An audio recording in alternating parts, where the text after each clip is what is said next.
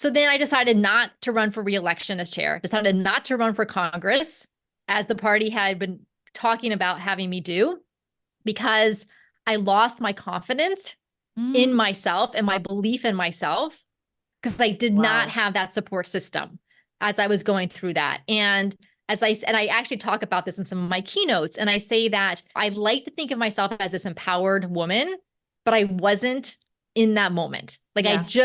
I slunk away, kind of like, tail between my legs, just went away. And I lost my voice for many years after that. No Wow. one would have known looking at me that there was anything wrong, but I knew. Can I have it all? Can I have success without the stress and toxic relationships?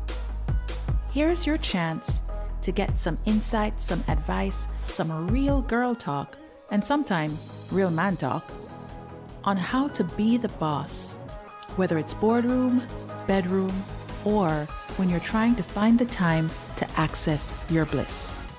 Let's do it. Hey there, Balanced Lady Bosses. This is Stacy, and welcome to another epic of the Balanced Lady Boss Show. And I am thrilled to be bringing today's conversation to you along with my amazing guest, Carol Cox, who we're going to be talking to about her wonderful world of speaking, which you can see right there in her background, Speaking Your Brand. And if you are listening in, guys, let me tell you something. You are in for a treat. Now, Carol, first of all, thank you for joining us. My pleasure, Stacy.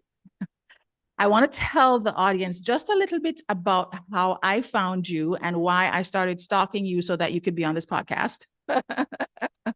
So I found Carol through a mutual friend / associate who focuses on branding. And she was talking all about becoming an amazing speaker and sharing experts who actually participate in enabling women in that space.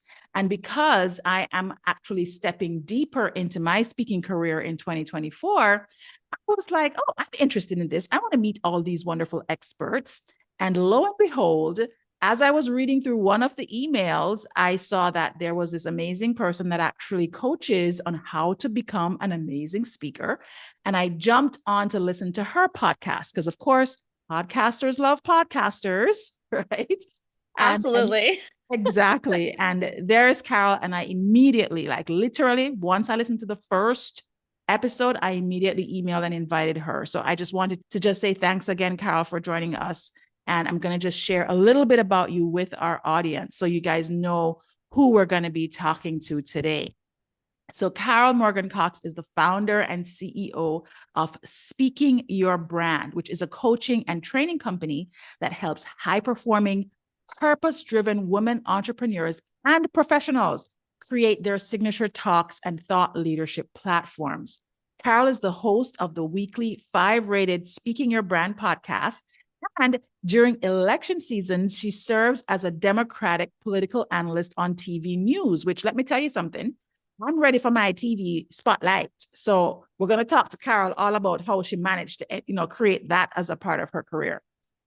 Carol is also a sought after speaker herself. So she doesn't just coach, she's also a speaker and trainer on public speaking, business, storytelling, and women's leadership. She was also named one of Orlando's Women of the Year in 2021 and has been featured in Forbes. Through her company and content, her mission is to empower more women to find and use their voice, to tell the stories that need to be told, and to activate ideas for change. Wow. Welcome. I'm so happy to have you. Thank you, Stacy. And I feel like our missions and the work that we both do are so well aligned with the work that you do and your podcast and how many women you help. Absolutely. I was going to say that empowerment space and then even the speaking and telling the stories. It's such an important part of our becoming. Even if before anybody else, it's such an important part of our becoming. So let's dive right in. I want to talk about your becoming. Talk to us about your boardroom experience. How did your career evolve from where you may have had a dream in high school or even university, if you did university, and then on to now having your own business and coaching practice? Well, probably like many of the listeners, mine was definitely a winding road that took many different junctures that I did not anticipate at the beginning. I studied history in university and graduate school. I have a master's degree in history with a focus on women's history. And so I've clearly finding women in the story, finding women in history and learning about those stories has been something that I've been gravitating towards ever since I was young. I really wanted to be a professor, a university professor, teach and do research. When I was in graduate school, I recognized that that career path was becoming less and less lucrative. It was harder and harder to get tenure. And so at the time, this was in the early 2000s, my now husband and I, we were together then, he was doing software development. And this was the dot-com boom era. So we lived in Atlanta, Georgia. I was going to Emory University. He was working in software. And then during the summers, I didn't have to go to grad school. So he said, Carol, you're not doing anything. Why don't you learn software development with me so you can help me on my projects? And I love to learn. And I said, sure, I'll learn it. So learned it, actually enjoyed it, surprisingly, considering it was very different than studying history.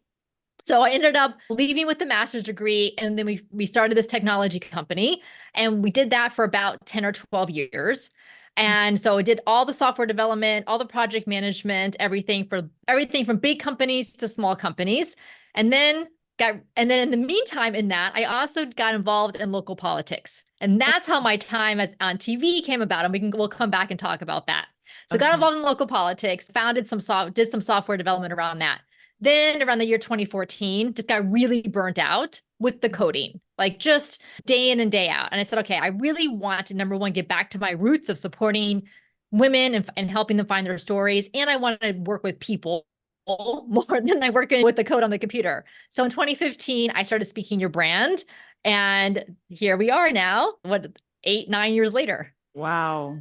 Okay. So you actually spent a lot of time in the entrepreneurial space. Yes. Which is really cool, somewhat unusual also for a lot of the guests on my show. Many of them have started in traditional corporate roles and then eventually segue into entrepreneurship. But you've been an entrepreneur, not just on your own, but also working with your love partner. That's a whole other side of things. Oh yeah, we can get into that.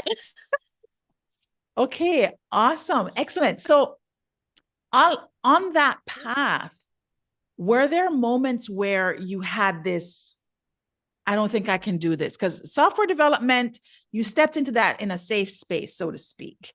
How did the politics segue and the TV, like, how did that happen? Yes.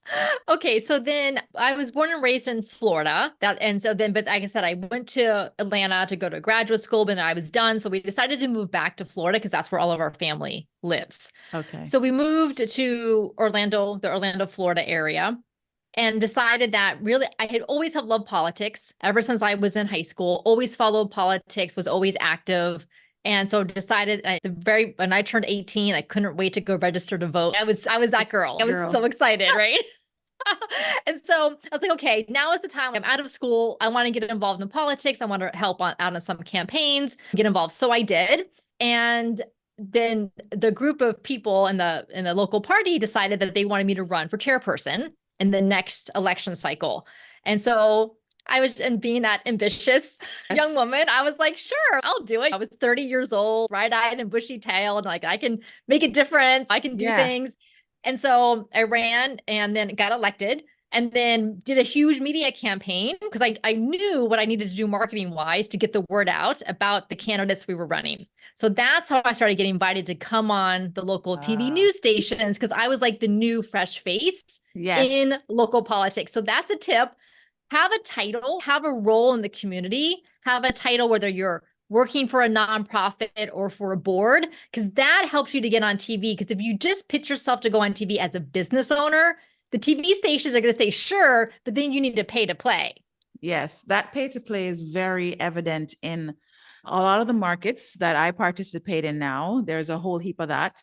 And it's almost as though you're paying to learn as well in some instances, because if it's your first time, you don't have a journalism background, you don't have not known necessarily, but they're taking a chance with you, so to speak. So you're also paying for the opportunity to learn the space, which I think is to some extent valid. But there's also the opportunity to learn and to get the visibility just by doing the work, which is the part that you were doing by running the media campaigns and so forth. Yes, exactly. Yes. So was it really nerve-wracking for you? One of the things that we've been talking about a lot this season, the theme for the season is reinvention. And that's really heavily based on me going through my own reinvention, right? And a huge part of the conversation, we did a series of talks about the different things that happen as you're looking to step into transforming some part of your life. And it was just about the negative self-talk and that self-doubt and just all of the different things that seem to like be on alert the moment you decide to step into something new or something different. Did you encounter any of that? And if so, how did you deal with it? Well, I love this idea of reinvention. I feel like I'm really good at it myself. And clearly going from history, wanting to be a professor, to technology, to politics, to what I do now. And so for me, deciding to reinvent myself or to make a pivot in what I'm doing is easy. Once I decide I am good, I'm going to go in that direction. However, what trips me up is external forces. So internally, I'm good. I'm pretty good about managing my self-talk. It happens, but I'm good at talking myself down right now when it pops up. But so here's what happened in the local politics, the part of the story that I didn't share earlier. So all those people who wanted me to run for chairperson and then cheered me on and elected me. So then about a year into my position there, again, going on TV to support the party, to support the candidates we were backing, all of a sudden, those people didn't like that I was having that much of a public presence and a public voice, especially as a relatively young, ambitious woman. So they started talking behind my back, right? Saying me things, kind of bullying me in a sense. And again, I was young. They were my support system. I didn't have any other support system because they had been my closest friends and colleagues and supporters. And it was like the summertime. And I remember I had to chair a meeting and they were all going to be there. And I knew they were going to cause a problem at the meeting that I had to chair. And I didn't want to go. Like, I was just like, why am I doing? It's all volunteer. It's all volunteer position. Like, why am I doing this? So then I decided not to run for reelection as chair, decided not to run for Congress as the party had been talking about having me do, because I lost my confidence in myself and my belief in myself, because I did not have that support system as I was going through that. And I actually talk about this in some of my keynotes, and I say that I like to think of myself as this empowered woman, but I wasn't in that moment. Like I slunk away, kind of like, tail between my legs, just went away. And I lost my voice for many years after that.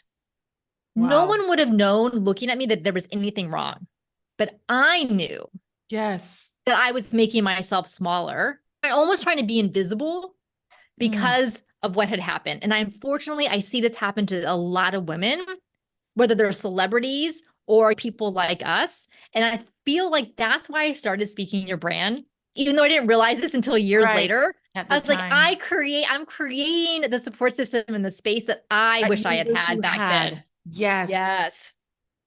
Wow. I'm pausing because that really resonates very deeply with me. And I'm doing a bit of introspection on it, because during the pandemic, I was elected. It actually happened right before I was elected to be president of a computer society. And it was a very turbulent election. There was actually like almost fighting, and it was really, And during the course of my presidency, I was constantly beat down on in terms of just told that I can't write well, I don't speak well, nobody's going to support me, by persons who were essentially supposed to be also my support system, the person that I'm supposed to lean on to get the help. And instead, it became more of a leave her to figure it out on her own. And then because of the pandemic, even persons who were very well-meaning, there was just so many things that were happening to them. And a lot of it was volunteer. I did feel quite alone during that period. But now that you're talking about it, I stepped out of that role last year. And wow, this is really interesting. I'm seeing where I have been dialing back significantly in certain spaces.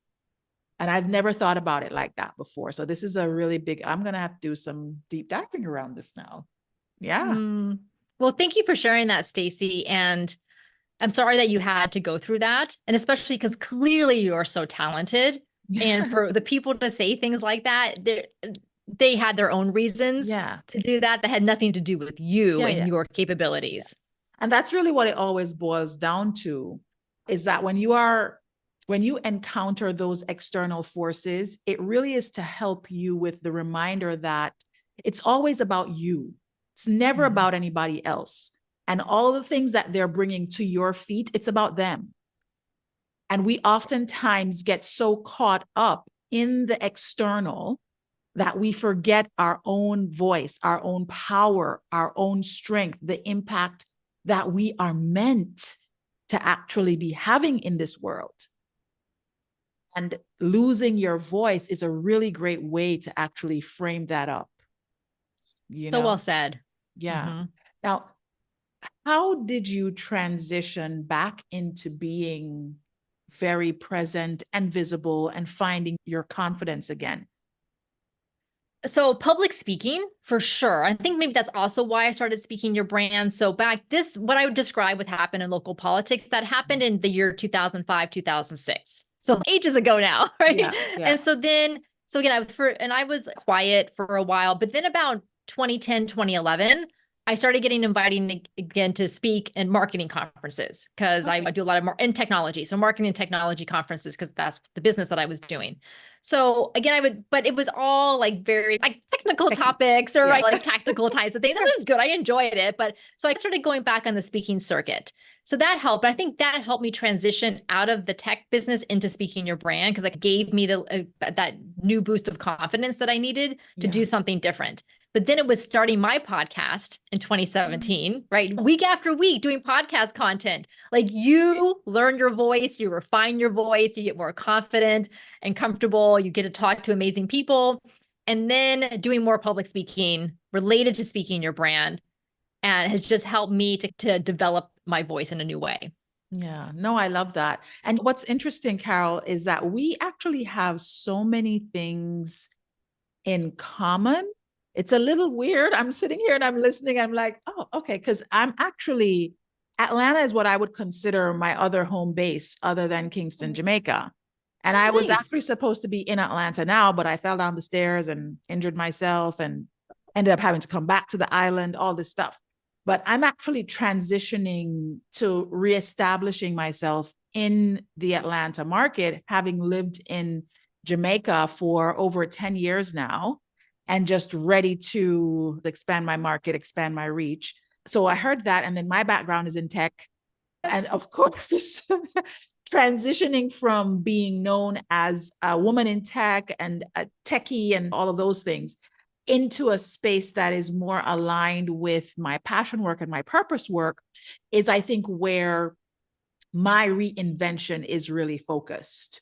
Now, how long would you say it took for you to make that transition from being this tech first person to being speaking your brand person? How long did it take for you mentally just to make that, this is what I'm going to do? I have to come up with a plan in order for me to, because that's how you occur to me, as this is the idea, I'm going to go for it and then see what happens.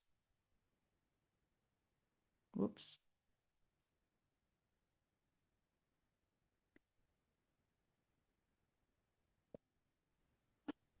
It's me. I would say it took about 2 years, which seems like a long time, but then also it was a gradual process. I was ramping down the technology business and closing out the clients that we were working with. And then what I started to do, this was around 2014, early 2015, is that I joined a couple of mastermind groups, online mastermind groups with other people who were thinking of starting businesses. So they were at a similar place in their business journey. as far as a new business. And so that also helped me to meet other entrepreneurs and figure out and get their ideas, because I didn't know what speaking your brand was going to look like. I didn't know if I had the words speaking your brand at the time. So I was just looking to figure out what that was going to be. Now, how much of a role would you say, as we segue into bedroom, how much of a role would you say your husband has played in just your career's evolution? Well, I would say he is really my biggest cheerleader and supporter, and gives me that boost of confidence and about all the work that I do. And he's at my speaking engagements, filming them. He's a techie too, and he loves camera equipment. So he's always there. So I have footage of like for 20 years of all of my speaking engagements, and all of my TV news appearances are all on a hard drive somewhere. And so, but then business wise, because we had the tech business together, we've been sounding boards for each other for ideas. Right now, we're really getting into artificial intelligence, AI with ChatGPT, because obviously the tech, right? The techie side of me is never going to go away entirely. So we've been creating some AI apps for us to use internally with our clients. And so we very much work on that together.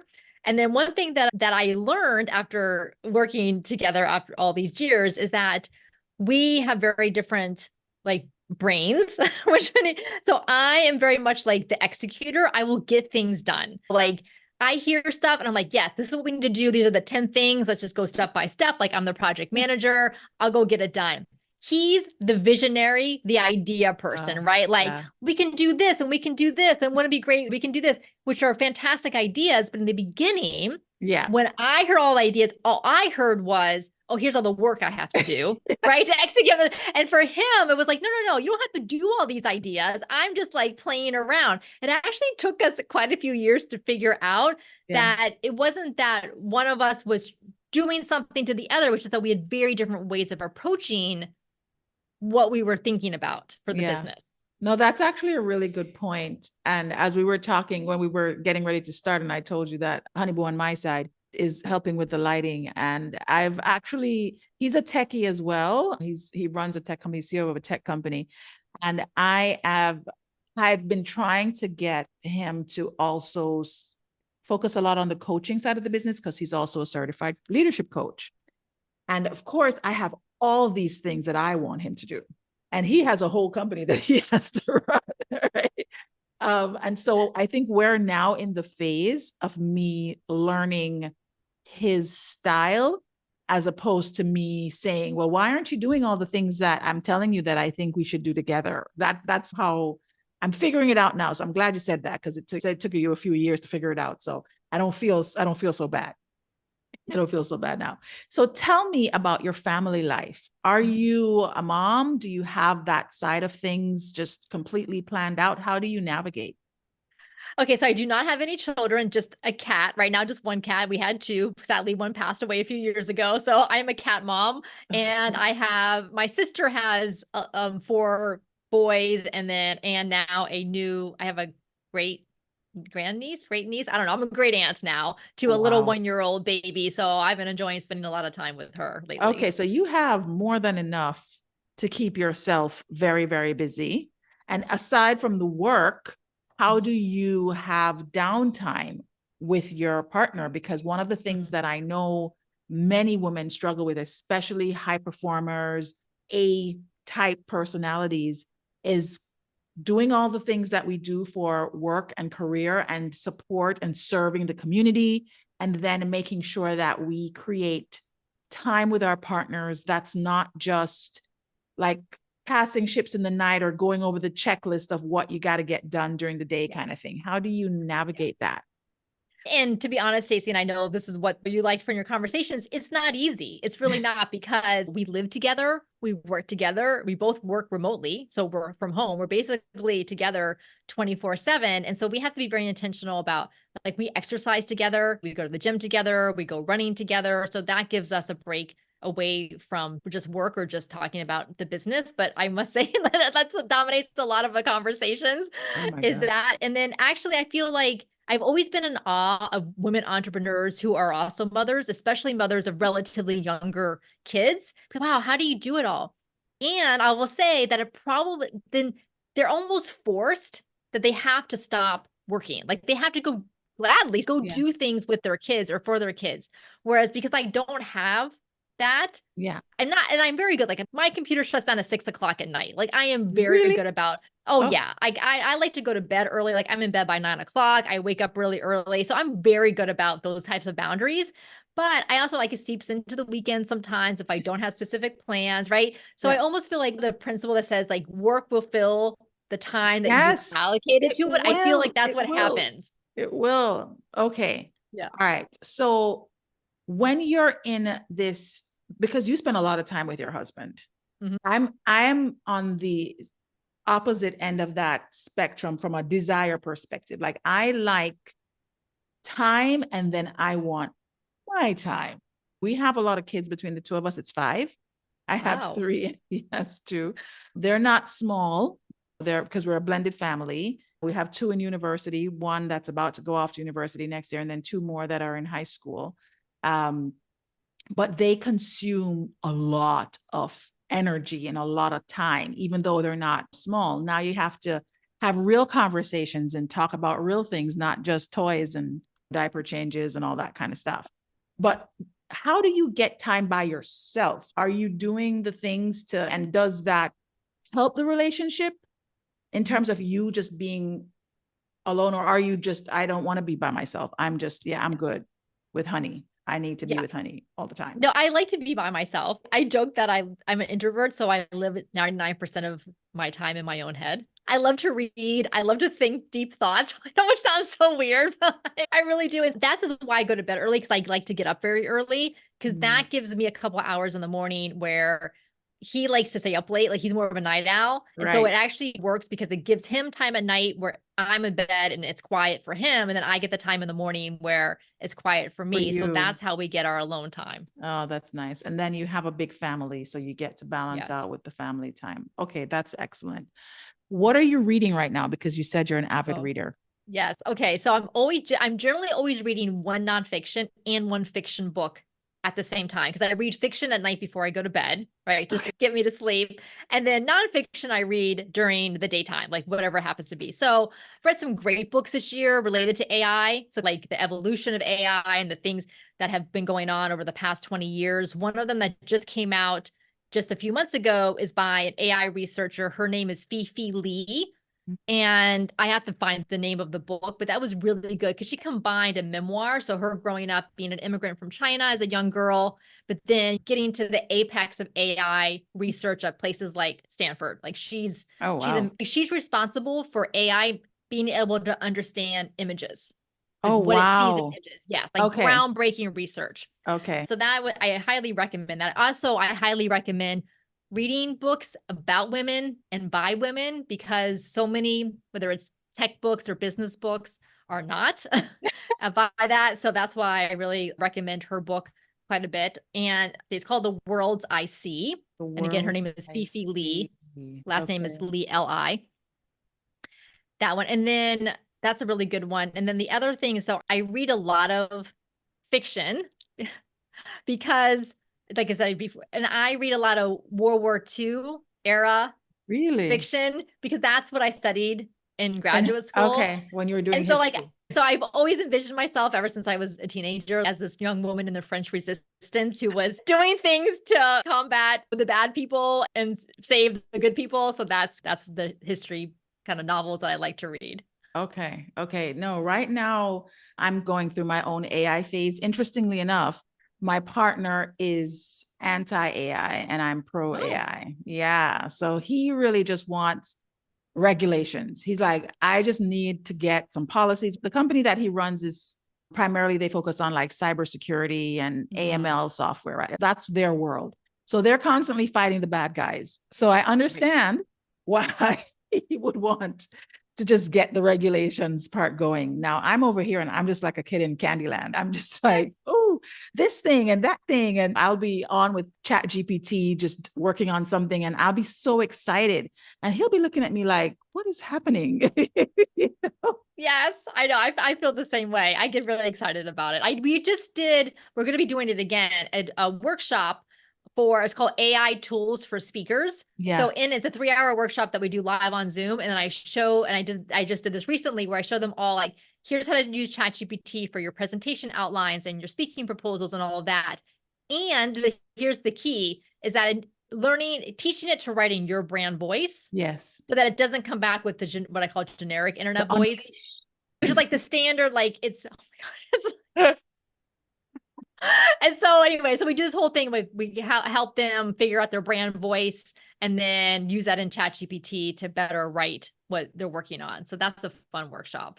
Okay. Now I do want to spend a little bit of time talking about the work that you do before I move into Bliss. So since you actually brought it up, I would love to hear about all the different workshops and things that you are doing to support women like me who are looking to invest in speaking, whether it's courses or coaching in the coming year, in this year.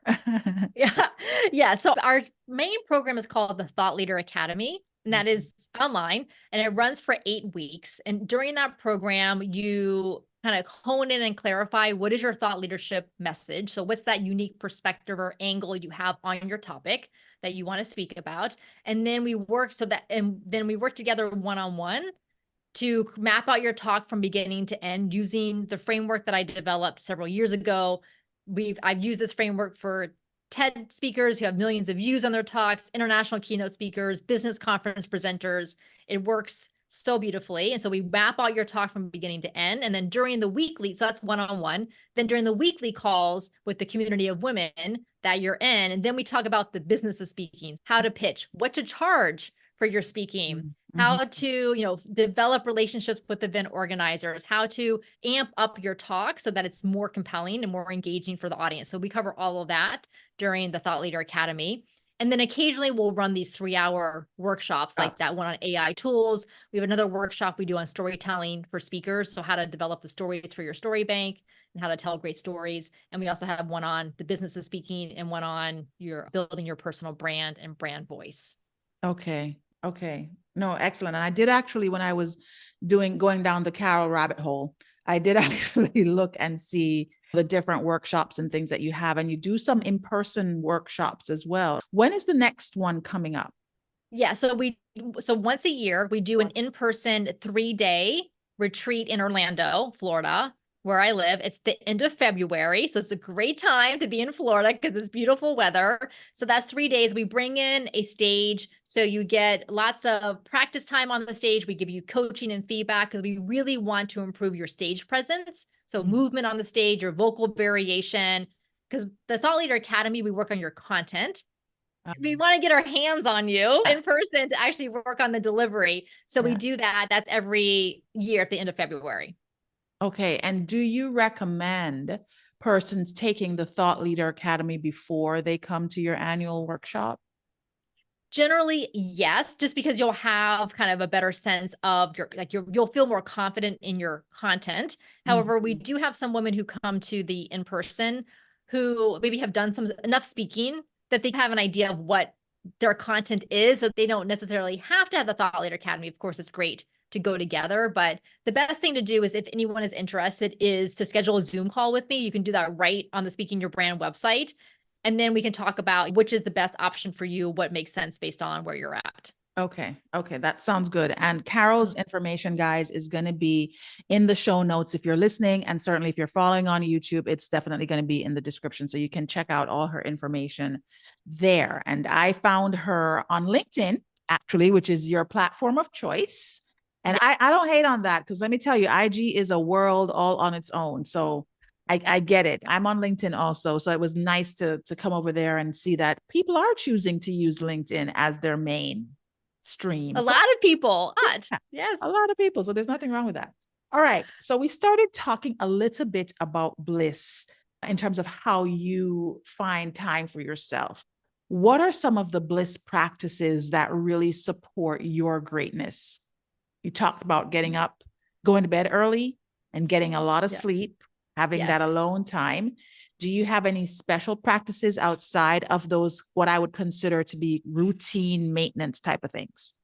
Yeah, sleep and exercise for me are essential. Like I've always loved to exercise, not to maintain weight. That's just a great benefit, but I love running. I love walking. I love getting out.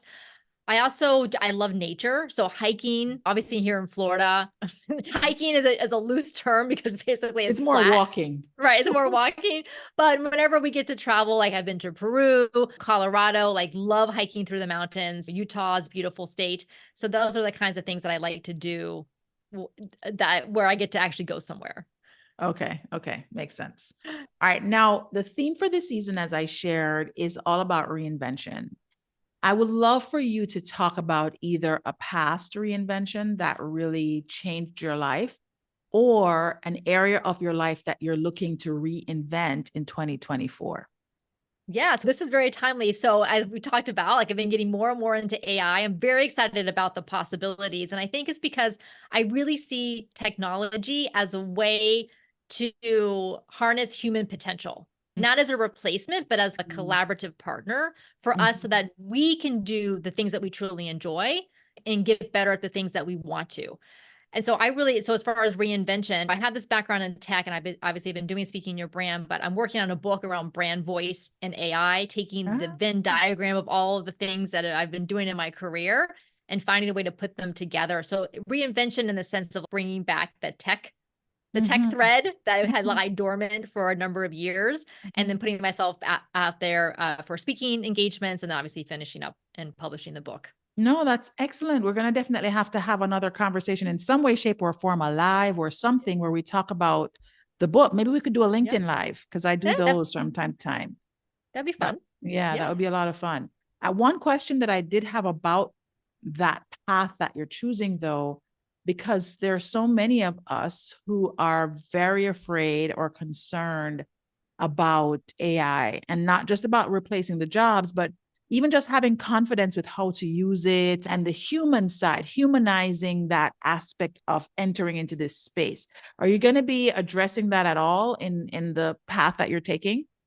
Yes. And so there's two ways that I look at it is that I feel like AI will help show us what makes us human.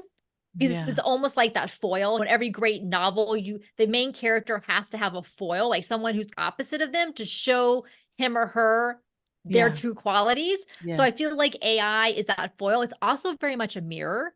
It's been Mm, trained on us. It's been trained mm, on the very internet true. and books, right? It's been trained on, it has some weird human quirks as well. And so it's also understanding that I believe that these AI tools like ChatGPT can help us to actually be more empathetic.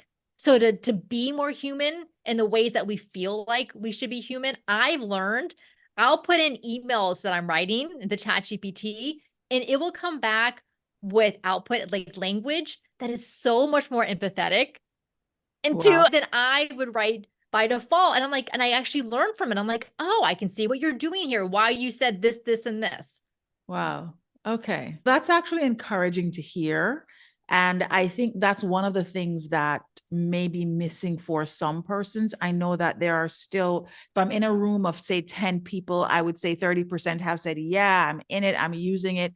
They may not have trained it, but they're in there and they're loving it. And then another 30% would be like, I have not touched that thing. I do not want to touch it. And then you'll have that last group that will be like, well, I tried it, but I'm not sure. And I'm just concerned that we're not going to have enough persons educated on it. And I believe that everybody in the room should at least understand and at least have tested the space, similar to when the internet came around.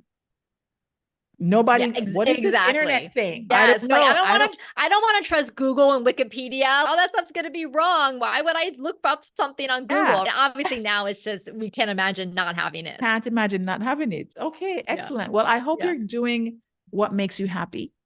Absolutely. It I seems am. that way. It seems Yes. that way. You look Yes. very happy and you sound passionate, which is really great. Last question for you, for everybody that joins the show. I have one piece of advice or one quote or one line of a song, any one thing. What is the one thing that you have been able to use or leverage in your life to help you get through rough moments? Oh, this is such a good question, Stacey. Okay, so I'm actually going to pull from something that I'm just reading and doing right now. I am a bit late to the Marie Kondo craze. Marie Kondo is the one that does all the decluttering and organizing all of that. Of course, I had heard about her years ago, but her Netflix show, I think it's from 2019, just popped up in my Netflix queue last week. Somehow it just popped up in my feed. And I was like, okay, sure, I'll check out I want to do some organizing. And I obsessed. Bought her book. I've been reading it. And it is true that it's not just about go donate stuff or go throw stuff away and organize. It really is about understanding who you are as a person, what you love, and surrounding yourself with those things that you love and that bring you joy. So here's a quote that I took from the book. She writes in it, "The space in which we live should be for the person we are becoming now, not for the person we were in the past." And I translate that to so much more than just the space or the house that we live in. It's about what we're holding on to in our businesses and our careers, like whatever it happens to be. Are you doing that because it served you in the past or it feels comfortable because that's the identity you've always had? But then who do you want to be instead? And what do you need to let go of? And what do you need to surround yourself with to get to the person you want to be? Oh, I tell you, this podcast is therapy for me. I just knew it. I just know that's why it's here, because that landed. Absolutely. Yeah. And that's one of those quotes that you can pull up at any point in your life to check yourself. Who am I becoming, and am I surrounding myself with the things, the people, the space, the conversations that are really going to help me to get there, that are going to really make me feel that energy that I need to feel now to become the person I desire to become? Yes. Spot on. I love it. Okay. Yeah. And Stacey, and this is what you're doing in your podcast and all the work that you do. Like, you are providing the space for all the women who listen. And we know by extension, we are transforming ourselves, right? Yes. As podcasters and as entrepreneurs and as speakers through the service that we're doing for others. Absolutely. No, this was really great. And we're at time already. The conversations always go so quickly and they're really good. I'm so happy that you were able to join us, Carol. Thank you so much. Picked up quite a few gems there that I'm looking forward to sharing with our community. And I am happy that we were able to learn from you and also to learn about speaking your brand. So ladies, I'm just encouraging you to hop on to Carol's thought leadership train. If nothing else, you definitely have to listen to the podcast. What's the podcast, Carol? Speaking Your Brand. Speaking Your Brand. So it's everything Speaking Your Brand. You can find her on LinkedIn, and you can find the podcast everywhere that podcasts are listened to. Any last words for us, Carol? Just keep using your voice, putting yourself out there, because like we talked about, your audience will be transformed, but you will be transformed as well.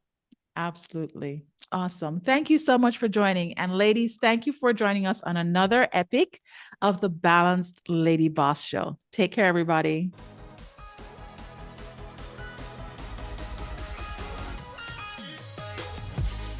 Thank you so much for joining us for another epic of the Balanced Lady Boss Show. It really means a lot to know that you have chosen to join our community and to listen in to all the insights and gems that are dropped by my guests, or if it's just me on our episodes. And of course, to show our appreciation, we want to make sure that we're providing you with value-added resources. And you can check those out on our landing page, balancedladyboss.com. Now, for those of you who want to make sure that you are staying up to date with all the latest, you want to hit that subscribe button. And there's more. You want to check out our YouTube page. Just look for Stacey Hines on YouTube, and you'll be able to see the videos of the Balanced Lady Boss Show epics. That's right. All our guests, well, most of them, have chosen to allow us to video record these epics. So you can check those out on our YouTube page, along with other useful insights about living an intentionally balanced life. Stay tuned, guys. There's more goodness to come from the Balanced Lady Boss Show. Take care.